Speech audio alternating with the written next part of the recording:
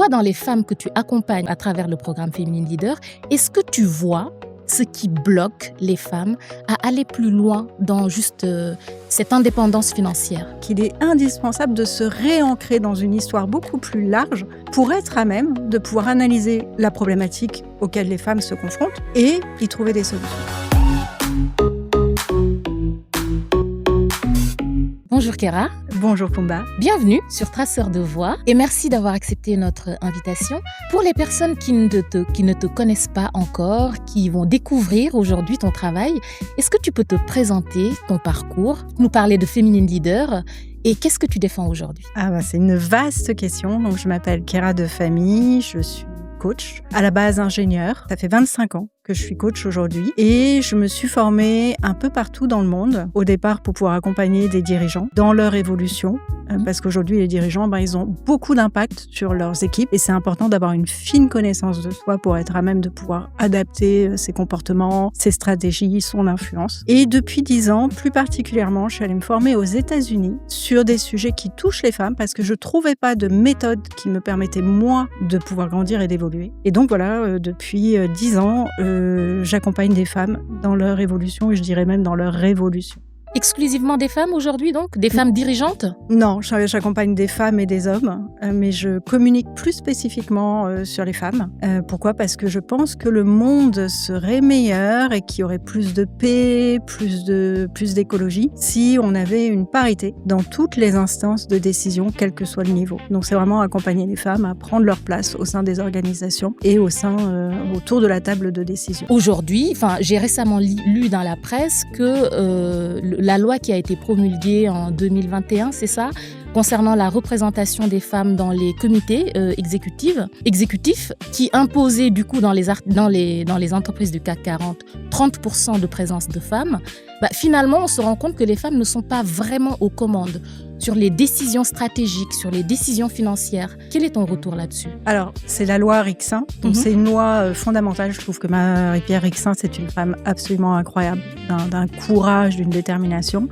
Et très clairement, cette loi, elle est venue soutenir une vision qu'elle avait que les femmes devaient être autonomes financièrement pour pouvoir participer aux démocraties. Et la première étape était d'être représentée correctement dans les instances de gouvernance. Il faut savoir qu'en 2010, en 2008, il y avait 9% de femmes dans les comités exécutifs. 9%. En 2017, on était passé à 18%. Et en 2026, on va passer à 30%. S'il n'y avait pas eu de loi, en fait, on a fait pratiquement le même chemin entre 2021 et 2026 qu'entre 2008 et 2021. Donc la loi sur les quotas, elle est essentielle parce qu'elle permet vraiment de mettre en place une féminisation des instances de gouvernance. Après, c'est vrai qu'il y a eu certains arrangements, je dirais, dans les entreprises. Par exemple, il y a beaucoup de comex qui ont grossi. Pourquoi? Parce que... on a rajouté des chaises, en fait. Absolument. On a rajouté des chaises de femmes. Et donc, les postes les plus essentiels sont restés dans la main de ceux qui les occupaient. Donc, c'est un chemin qui va se faire, qui va prendre du temps, mais il faut rester absolument déterminé parce que moi, je suis convaincue que cette loi, elle est essentielle. Et quand même, ça va passer à 40%. Je crois que c'est en 2029 ou 2030. Donc, c'est pas anecdotique, en fait. D'accord. Et donc aujourd'hui, en fait, sur Traceur de Voix, on souhaite se focaliser sur ce qui est dans notre main. Aujourd'hui, donc l'objectif, c'est de définir comment les femmes peuvent aujourd'hui faire pour aussi jouer un rôle là-dessus et pas tout laisser dans les mains du législateur. Ma question, du coup, est la suivante. On constate ça aussi chez les femmes entrepreneurs. Toi, dans les femmes que tu accompagnes à travers le programme Féminine Leader, est-ce que tu vois ce qui bloque les femmes à aller plus loin dans justement cette indépendance financière, cette puissance financière? Oui, absolument. Déjà, il y a un point essentiel, c'est que les femmes, on est des pionnières. Pendant toute notre histoire, les femmes, elles ont été éjectées, évincées des systèmes de pouvoir, que ce soit le pouvoir politique, le pouvoir économique ou le pouvoir religieux. Et donc, c'est les toutes premières générations de femmes, on est les toutes premières générations de femmes qui ont le droit d'avoir un compte bancaire et une autonomie financière. Pratiquement jamais dans l'histoire de l'humanité, quasiment depuis la Renaissance, les femmes n'ont eu l'opportunité de pouvoir gérer leur propre argent. Et elles ont perdu ce droit totalement avec le Code Napoléon en 1804. Donc c'est super important de se dire que, ben oui, on est face à des difficultés et ces difficultés, elles ne sont pas liées à une incompétence personnelle, mais véritablement à notre histoire et qu'il est indispensable de se réancrer dans une histoire beaucoup plus large pour être à même de pouvoir analyser la problématique auquel les femmes se confrontent et y trouver des solutions. Justement, là, ça m'inspire une question personnelle. À quel moment, toi, dans ton parcours, tu t'es rendu compte, à titre personnel, que la compétence seule ne suffisait pas? Dès le début, mais très très tôt. Moi, je suis arrivée dans le monde du travail, c'était il y a longtemps, en 94. Et il n'y avait pas de page emploi dans le Figaro à ce moment-là, tellement c'était la crise pour les jeunes diplômés. Premier job, je suis recrutée juste après mon stage ingénieur. Et là, j'ai la surprise de découvrir 6 mois après qu'on m'a recruté 7 000 francs, parce que c'était encore en francs à l'époque, en dessous du salaire minimum des ingénieurs de la convention collective. Tu étais la seule femme à l'époque? Il n'y avait quasiment pas de femmes ingénieures à ce moment-là. Ok. Donc là, premier choc. Il y a un truc que je ne comprends pas. Je me dis, et je le prends comme un truc personnel. Voilà. Et je me dis, mais comment le DRH a pu avoir le sentiment de faire une bonne affaire pour 7 000 francs? C'est rien pour eux, c'est énorme pour moi. Qu'est-ce qui s'est passé? Vraiment. Deuxième choc, je suis ingénieure, ça fait 5 ans que je suis dans le groupe, je travaille à l'international, j'ai co-créé des nouveaux brevets d'injection d'ozone dans le traitement d'eau, je travaille déjà en écologie, on n'est pas encore les années 2000, je voyage dans le monde entier, je m'éclate dans ce que je fais. Et là, un jour, en discutant avec mon voisin de bureau au centre de recherche, je découvre qu'il est payé 25% de plus que moi, on est même année, même diplôme d'ingénieur et il a 25% de plus que moi en salaire. Là, pareil, je suis sidérée et en fait, en prenant le rapport annuel du groupe dans lequel je travaillais, tous les ans, il y avait cet index qui était déjà à l'époque obligatoire dans les communications institutionnelles, qui était le nombre d'ingénieurs dans la société et la différence de salaire homme-femme. Il y avait 7% d'ingénieurs féminins, on était payé 25% de moins. J'ai vu ça pendant 5 ans. Donc très clairement, là, on se rend bien compte que les différences, elles sont systémiques. Moi, ça a été une évidence. Et après, j'ai passé mon temps à réclamer, ce qui peut être également extrêmement douloureux parce qu'on a l'impression qu'on est tout le temps en train de réclamer pour être payé comme ses collègues, comme ses copains de promo et autres. Oui, effectivement, je comprends. Mais là, aujourd'hui, qu'est-ce qui bloque réellement les femmes à aller au-delà? Parce que j'ai l'impression que, moi, en tout cas, dans les femmes entrepreneurs que j'accompagne, je me rends compte que les femmes entrepreneurs sont moins enclines à aller se payer, alors que c'est elles qui sont aux commandes, justement. Pourquoi une femme dirigeante va faire énormément d'efforts pour aller négocier pour ses collègues, pour ses collaborateurs, et pas lorsqu'il s'agit de son propre salaire? Qu'est-ce qui se passe à l'intérieur, en fait? C'est dans la tête, c'est dans le corps? Comment ça se passe? Alors, c'est des mécanismes, je dirais même traumatiques, liés à notre histoire et à notre histoire collective des femmes. Comme on en a parlé, au XVIIIe siècle, les femmes ont été interdites, elles ont été mises sous tutelle de leur mari, de leur père, de leur frère ou de l'État, s'il n'y avait pas un des trois. Tu parlais du Code Napoléon. Absolument. Et femme doit obéissance à son mari. Ouais, et elle n'a pas le droit d'hériter.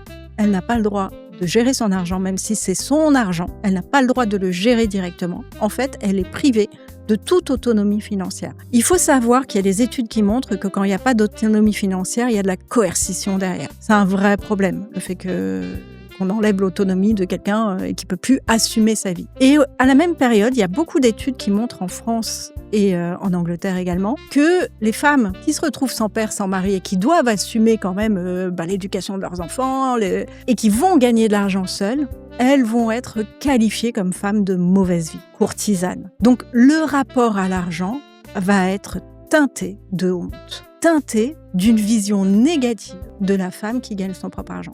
Est-ce qu'on va trop loin si on dit que dans ce rapport à l'argent, une femme qui s'assume, qui va réclamer son argent, qui va mettre en valeur ses compétences, etc., est-ce que quelque part dans un inconscient collectif, ça nous rappelle le plus vieux métier du monde? Ou en tout cas à la société? Les deux, en fait. Même si nous, on l'a dépassé, en fait, quand une femme assume totalement le fait de gagner de l'argent, l'impact qu'elle va avoir sur son auditoire, si l'auditoire n'est pas éveillé à ces problématiques, ça va être très clairement un côté ambitieuse. D'ailleurs, quand on dit une ambitieuse, ça a toujours une connotation sexuelle.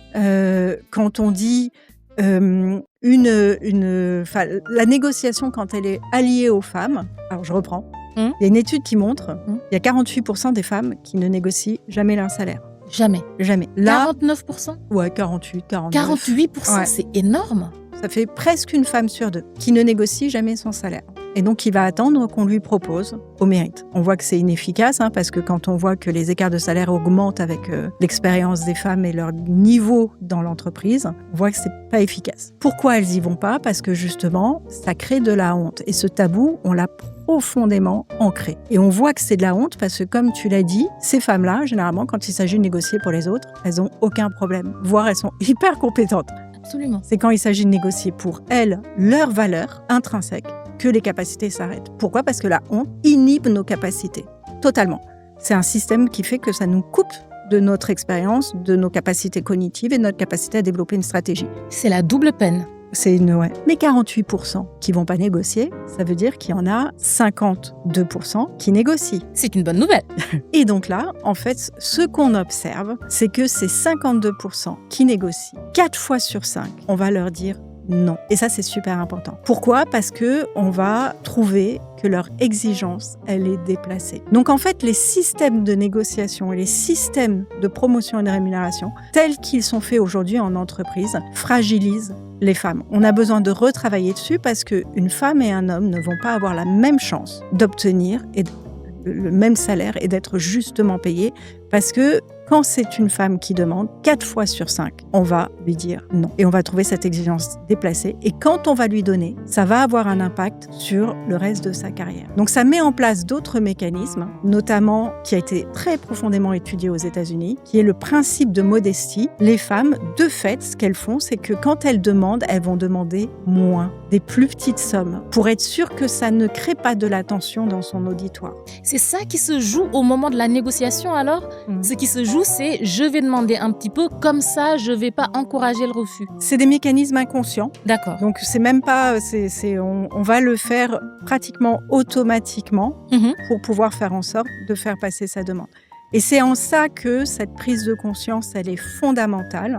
qu'il est vraiment essentiel aujourd'hui qu'on apprenne de soi avec beaucoup de bienveillance et d'ouverture pour être à même d'identifier quand ces mécanismes se mettent en œuvre dans nos vies, quand ça se déclenche et être à même après de pouvoir les transformer. Comment on reconnaît alors le mécanisme qui est en jeu, qui est en train d'être déroulé? Qu'est-ce qui dépend aujourd'hui des femmes pour changer ça, justement? Alors, la prise de conscience, déjà de se dire que c'est pas un problème de compétence, parce qu'on sait le faire.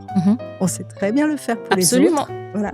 Donc, on voit là que c'est pas un problème de compétence. Quand on sait magnifiquement négocier les augmentations de ses collaborateurs, accompagner ses enfants dans leur évolution, leur croissance, les copines, les collègues, et que ou négocier avec des fournisseurs, des prestataires, mais que quand ça nous touche, nos capacités s'arrêtent, on voit que là, on est dans des mécanismes conditionnés, réflexes. Ces mécanismes, ils ont eu pour ambition de nous protéger à un moment où le faire, c'était dangereux pour nous. Donc, ils sont protecteurs, sauf que là, maintenant, ils nous auto-sabotent. Première étape, ça va être d'en prendre conscience et d'apprendre à se parler correctement dans ces moments-là. Parce que même nous, on se donne une triple peine, c'est qu'après, on s'en veut. On rejoue le film. J'aurais dû dire ça, j'aurais dû faire ça, j'ai été nulle, j'ai pas assez. Et en fait, la honte, c'est important qu'on définisse ce que c'est la honte, c'est cette sensation de pas être à la hauteur, de pas être suffisant, de pas être assez.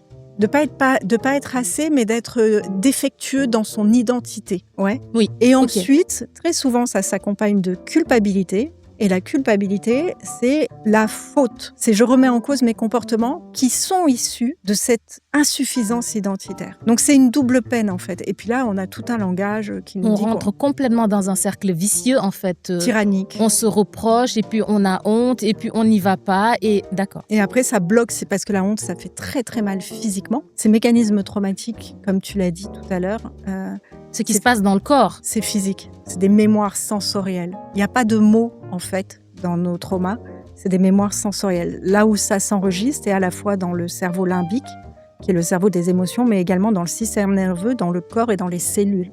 Et donc, quand ça se met en œuvre, c'est douloureux et ça nous pousse à mettre des mécanismes de fuite ou d'agressivité, en fait, qui augmentent la problématique. Et la première étape, c'est d'en prendre conscience, de savoir utiliser toute la bienveillance, toute la compassion, tout l'amour toute l'aide qu'on apporte, toute la force qu'on apporte à ceux qu'on aime, à ceux à qui on rend des services, à nos enfants, à nos collègues, pour notre propre compte. Imagine si tu utilisais toute cette force, cette détermination, cette volonté, cette brillance au service de ta propre croissance.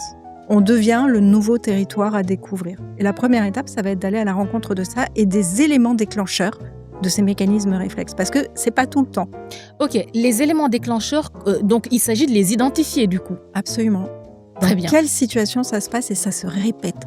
Parce que c'est comme c'est des mécanismes automatiques, ça se répète. Il y a des situations d'échec et de difficultés qui se répètent les unes après les autres dans notre carrière. On va les repérer.